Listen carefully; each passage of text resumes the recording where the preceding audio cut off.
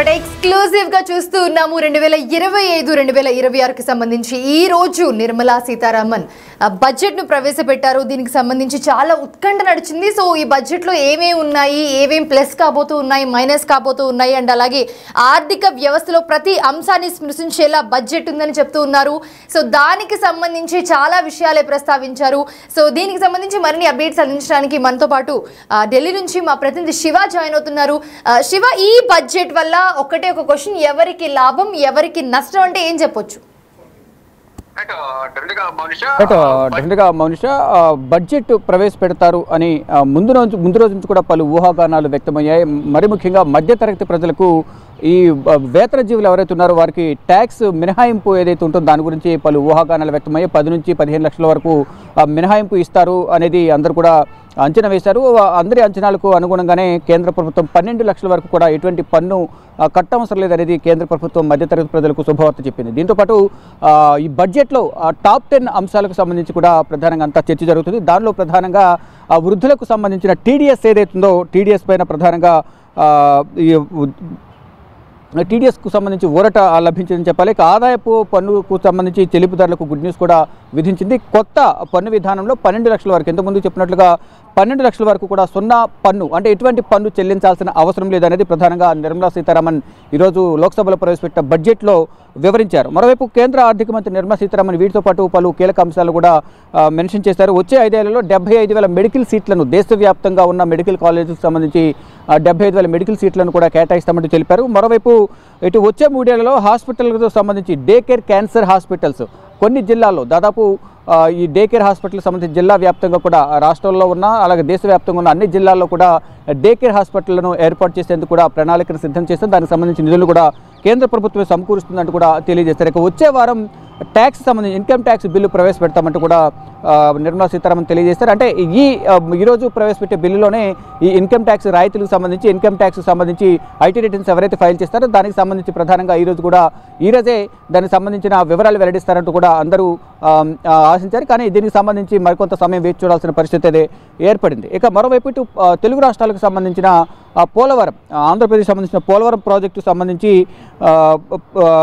5,936 కోట్లను కేటాయించింది. మరోవైపు విశాఖ స్టీల్ ప్లాంట్ కూడా గత బడ్జెట్లో ఏ విధంగా అయితే నిధులను కేటాయించిందో ఈ బడ్జెట్లో కూడా దాని కొనసాగింపుగా కూడా బడ్జెట్లో నిధులను కేటాయిస్తూ నిర్ణయం తీసుకుంది విశాఖ స్టీల్ ప్లాంట్. మరోవైపు విశాఖ పోర్టుకు కూడా 730 కోట్లు పోర్టుకు, అలాగే విశాఖ స్టీల్ ప్లాంట్కు 3,295 కోట్లను కేంద్ర ప్రభుత్వం కేటాయించింది. ఇక భీమా రంగంలో ఎఫ్డీకి 100% పెంచింది. ఫిక్స్డ్ డిపాజిట్స్ ఏవైతే ఉన్నాయో దానికి సంబంధించిన నిధులను 100% పెంచింది. వచ్చే కొన్ని సంవత్సరాల్లోనే ఇక గిగ్ వర్కర్లు ఎవరైతే ఉన్నారో వారికి ఆరోగ్య బీమా, ఇటు ఏదైతే జొమాటో కానీ ఇతర గిగ్ వర్కర్లు ఎవరైతే ఉంటారో అటువంటి వారికి ఈ ఆరోగ్య బీమాను ఆరోగ్య బీమాకు సంబంధించిన కొన్ని కార్డులను కేటాయిస్తారంటూ తెలిపారు. ఇక కిసాన్ క్రెడిట్ కార్డుల కాల పరిమితిని కూడా పెంచారు. కిసాన్ క్రెడిట్ కార్డులు ఏవైతే ఉన్నాయో దానికి సంబంధించిన పరిమితిని కూడా పెంచారు. అదే దానికి సంబంధించి క్రెడిట్ కార్డు లిమిట్ ఏదైతే ఉందో దాన్ని 3 నుంచి 5 లక్షలకు పెంచినట్లు కేంద్ర ప్రభుత్వం నిర్ణయించుకుంది. వచ్చే 3 ఏళ్లలో హాస్పిటల్లో కూడా డే కేర్ క్యాన్సర్ హాస్పిటల్ సెంటర్లను ఏర్పాటు చేస్తామని తెలిపారు. మొత్తంగా చూసుకుంటే ఈరోజు ప్రవేశపెట్టిన ఈ బడ్జెట్లో మధ్యతరగతి ప్రజలు ఊహించినట్లుగానే ఎటువంటి పన్ను చెల్లింపు లేకుండా సున్నా పన్ను చెల్లించే విధంగా కూడా 12 లక్షల వరకు మినహాయింపించింది. దీని ద్వారా దాదాపు శివ, దాంట్లో గిగ్ వర్కర్లకు కూడా ఆరోగ్య బీమా, అలాగే వృద్ధులకి ఏదైతే ఉందో వడ్డీపై టీడీఎస్ కూడా ఊరట లభించిందని చెప్పుకోవచ్చు. డెఫినెట్గా అన్ని వర్గాల వారికి కూడా దీంట్లో లబ్ధి చేకూరే విధంగా ఈ బడ్జెట్ అనేది రూపొందించింది. అందరికీ ఆశాజనకంగా ఉంది అనేది కేంద్ర ప్రభుత్వం చెబుతుంది. కానీ కొన్ని విమర్శలు అయితే వస్తున్నాయి. అంటే కొత్త సీసాలో పాత సారా అన్న సామెతను తీసుకొచ్చి వారు చెప్తున్నారు. ఎటువంటి కొత్తవి దీంట్లో నిధులను కేటాయించలేదు.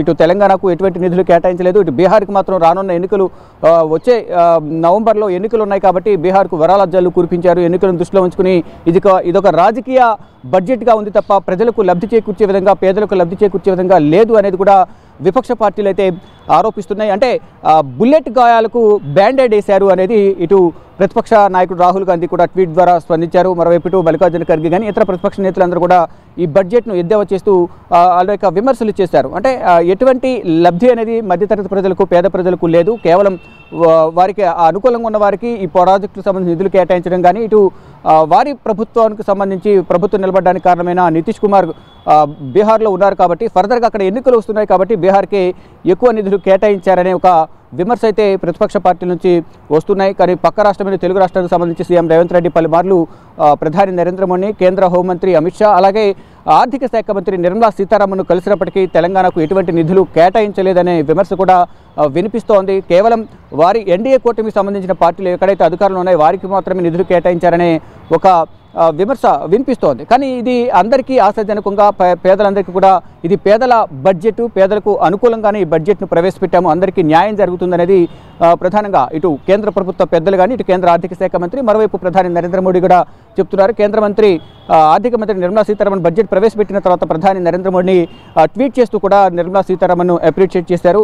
ఇటు 12 లక్షలకు సంబంధించి 0 పన్ను ఏదైతే ఉందో పన్ను చెల్లించాల్సిన అవసరం లేదు అనేది ఏదైతే బడ్జెట్లో ప్రవేశపెట్టారో దానికి సంబంధించి నిర్మలా సీతారామన్ కూడా అభినందనలు తెలిపారు. ఇక నేను ఎన్నికల ప్రచారంలో భాగంగా పేదలకు కూడా లక్ష్మీ కటాక్షం ఉంటుందంటూ కూడా ఈ ట్యాక్స్కి సంబంధించి ట్యాక్స్ బెనిఫిట్ ఏదైతే ఉందో దాన్ని ఉద్దేశించి ఇండైరెక్ట్గా ముందుగానే సంకేతం ఇచ్చారనేది నిన్నటి వరకు ఒక ప్రచారం జరిగింది. దాన్ని నిజం చేస్తూ ఈరోజు కేంద్ర బడ్జెట్లో ఆ 12 లక్షల వరకు కూడా పన్ను చెల్లించిన అవసరం లేదనేది కూడా చెప్తున్నారు. అంటే దీనివల్ల సంవత్సరానికి 80,000 వరకు కూడా మాకు మిగులుతుంది అనేది వేతన జీవులు, అంటే నెలవారీ జీతం తీసుకున్నవారు కానీ మధ్యతరగతి ప్రజలందరూ కూడా చెప్తున్నారు. దానిలో భాగంగా ఈ 80,000 అనేది మేము వేరే వైపు దాన్ని సేవింగ్స్ వైపు తీసుకువెళ్ళే అవకాశం ఉంటుంది, మాకు ఎంతో లబ్ధి చేకూరుతుంది అనేది మధ్యతరగతి ప్రజలైతే హర్షం అయితే వ్యక్తం చేస్తున్నారు. కానీ ప్రతిపక్ష పార్టీల నుంచి విమర్శ వస్తున్నాయి. ఇది ఒక రాజకీయ బడ్జెట్ తప్ప ఎటువంటి లబ్ధి అనేది ప్రజలకు కలగడం లేదు అనేది కూడా విమర్శిస్తున్నారు. ఇక మొత్తం చూసుకుంటే ముందు చెప్పినట్టుగా మొత్తం టాప్ 10 బడ్జెట్లో దీనికి సంబంధించి పోలవరం ప్రాజెక్టు కానీ, ఇటు ఆంధ్ర రాష్ట్రానికి సంబంధించి విశాఖ పోర్టు, మరోవైపు రైల్వే, స్టీల్ ప్లాంట్, వీటన్నిటి కూడా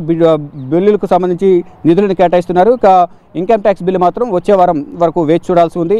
వృద్ధులకు వడ్డీపై టీడీఎస్, మరోవైపు బీమా రంగంలో 100% ఎఫ్డీ, వచ్చే 5 ఏళ్లలో 75,000 మెడికల్ సీట్లను దేశవ్యాప్తంగా కేటాయిస్తామని తెలిపారు. గిగ్ వర్కర్లకు ఆరోగ్య బీమా, కిసాన్ క్రెడిట్ కార్డుల పరిమితి 3 లక్షల నుంచి 5 లక్షలకు పెంచడం, వచ్చే 3 ఏళ్లలో హాస్పిటల్లో డే కేర్ హాస్పిటల్కి సంబంధించి క్యాన్సర్ సెంటర్లను కూడా ఏర్పాటు చేస్తామని తెలిపారు. మొత్తంగా చూసుకుంటే ఈ బడ్జెట్ అనేది ప్రజలందరికీ కూడా ఆమోదయోగ్యంగా ఉంది అనేది కేంద్ర ప్రభుత్వం చెబుతుంటే ఇది ఆమోదయోగ్యం కాదు, ఇది ప్రజల బడ్జెట్ కాదు, ఇది రాజకీయ బడ్జెట్ అంటూ ప్రతిపక్షాలు విమర్శిస్తున్నాయి. చూస్తున్నాము మా ప్రతినిధి శివ అందించిన అప్డేట్స్ కూడా విన్నాము చాలా క్లియర్గా. కేంద్ర ఆర్థిక మంత్రి నిర్మలా సీతారామన్ ఏదైతే ప్రవేశపెట్టారో బడ్జెట్ 2025 అండ్ అలాగే 26 ఆర్థిక సంవత్సరానికి సంబంధించి చాలా అప్డేట్స్ని కూడా మనం చూసాం ఇప్పటివరకు. అండ్ అలాగే దాంట్లో కొత్త పన్ను విధానంలో 12 లక్షల వరకు పన్ను సున్నాగా ఉండబోతుంది. అండ్ అలాగే క్రెడిట్ కార్డ్, కిసాన్ క్రెడిట్ కార్డుల పరిమితి కూడా 3 లక్షల నుంచి 5 లక్షల వరకు పెంచారు. అండ్ అలాగే గిగ్ వర్కర్లకు ఆరోగ్య బీమా, వృద్ధులకు వడ్డీపై టీడీఎస్, ఊరట, ఇలా చాలా అంశాలు కూడా దీంట్లో ఉన్నాయి.